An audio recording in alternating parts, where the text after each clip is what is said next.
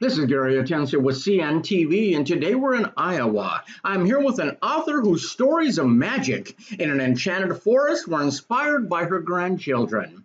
Jacqueline, thanks so much for joining us here today.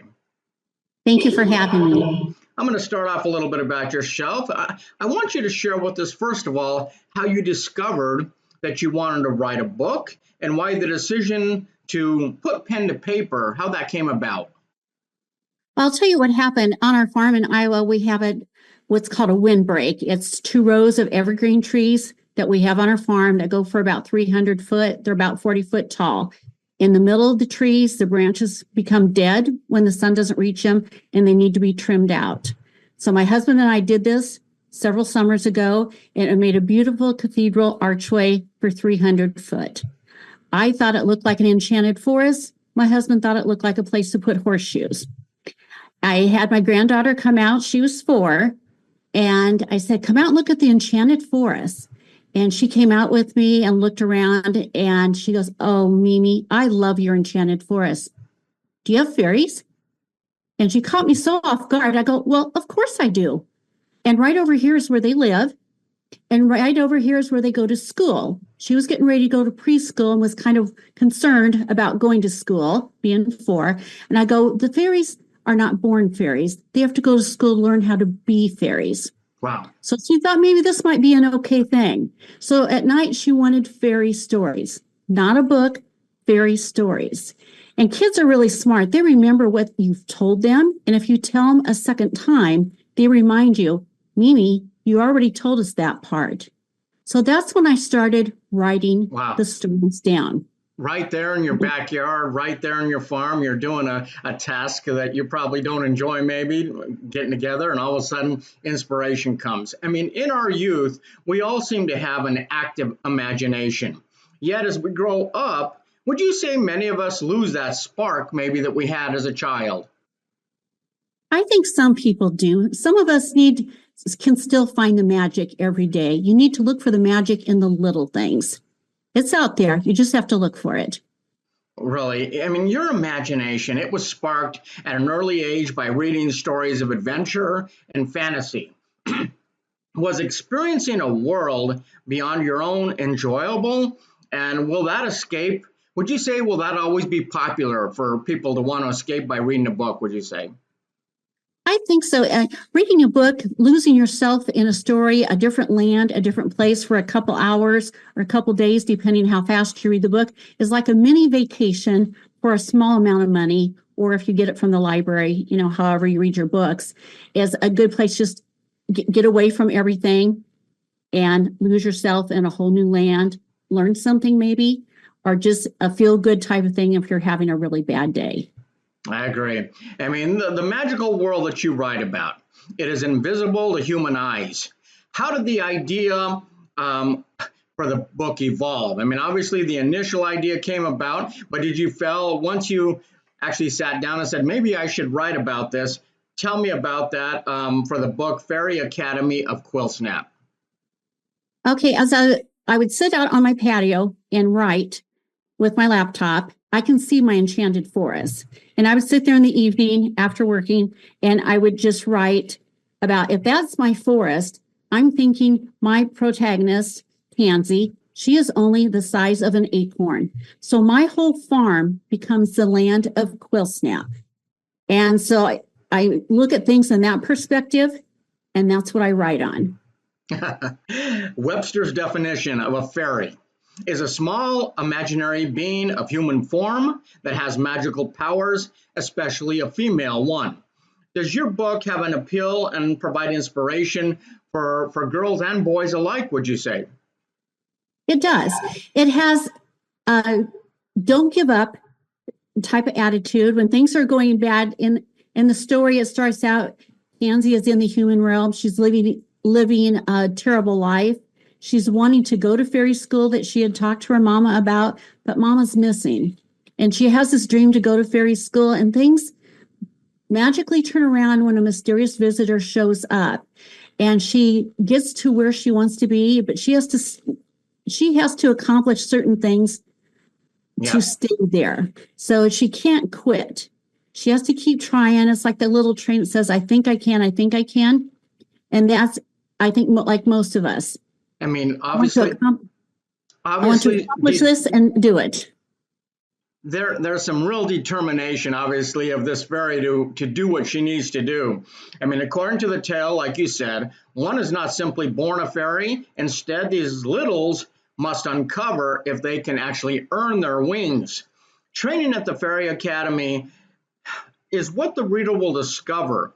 What takes place in the actual academy, or are we talking about trying to just get to the point of getting in the academy?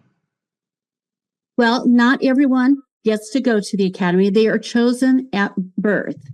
They are born under a certain star that is told in the book, and they are monitored from birth until a certain age. And if they have met the requirements along the way, they get a special invitation to come to the special academy. And then they only take 16 of them each year to come to the academy. And then in order to stay at the academy, there are certain assignments and things that they have to do to stay there and earn their wings. Basically, it basically is the goal. And so they're first year students, and they have a list of like assignments and tests and things that they have to accomplish in order to stay there. Excellent. Tansy Water Sprite finds herself ensnared in the human realm by her ill-tempered guardian.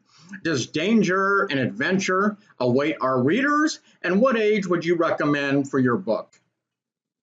I wrote this book for my 10-year-old granddaughter at the time, ages 9 to 99. My 91-year-old neighbor read the book and loved it. So it's for all ages. Excellent.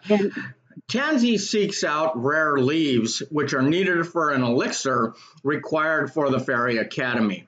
I mean, this can only be done during the night of the purple moon. I mean, this is a story of a fairy really on a mission. What qualities will young readers learn about, would you say? Well, that adversity builds character. And so she goes through a lot of adversity, to be strong and stay there. She wants to stay there.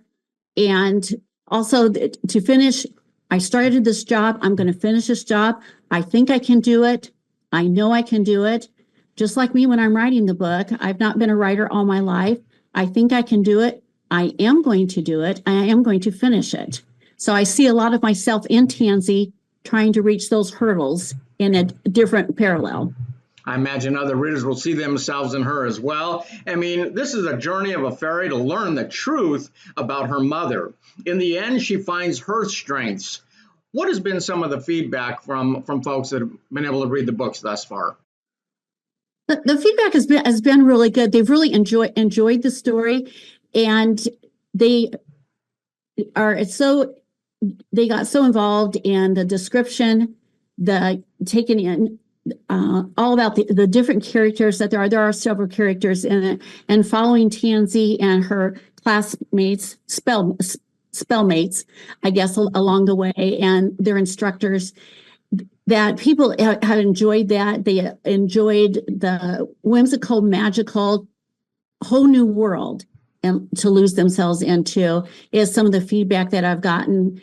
And people have asked me, where did you get your imagination? How did you come up with something like this? And it just flowed. Just as I sat and looked at my enchanted forest, things just flowed.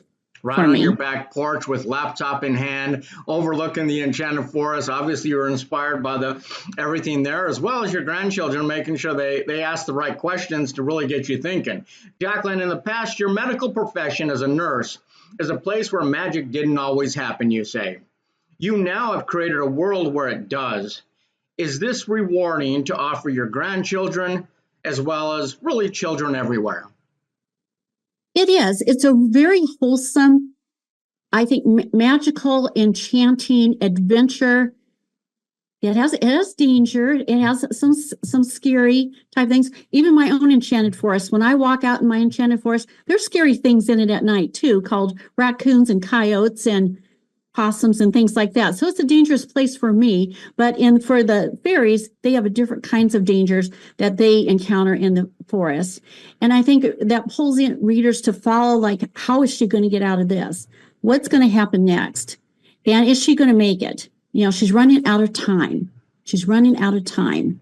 We all love a story where the clock is ticking and someone's against some challenges they have to overcome. Great story. I'm excited to get it out there for my readers. Website, folks, is right there on the bottom of the screen. You can learn more about this fast-paced magical adventure, saving a fairy realm full of evil and secrets.